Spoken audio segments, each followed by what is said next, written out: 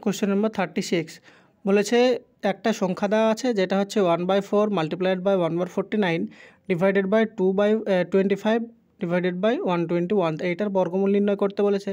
তো বর্গমূল নির্ণয় করার আগে আমরা যেখানে ভাগ আছে সেটাকে যদি প্লাস আকারে লিখতে চাই তাহলে এটাকে লিখলে কী হবে 1/4 মাল্টিপ্লাইড বাই 1/49, আর এখানে ভাগটাকে যদি গুণ আকারে লিখি তাহলে সংখ্যাটা উল্টে যাবে, অর্থাৎ 121 ডিভাইডেড বাই 25 হবে।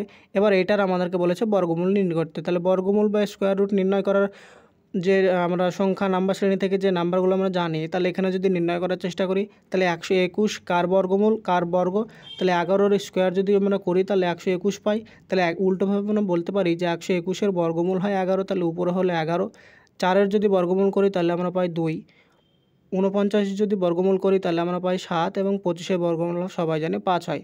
তাহলে এইটা মাল্টিপ্লাই করলে আমাদের অ্যান্সারটা পেয়ে যাবো। তাহলে অ্যান্সার হবে উপরে 11 আর নিচে হয় 5 2 10 আর 7 10 হয় 70। তাহলে 11/70 যেটা অপশান নাম্বার বি হয়ে যাবে আমাদের এখানে সঠিক উত্তর।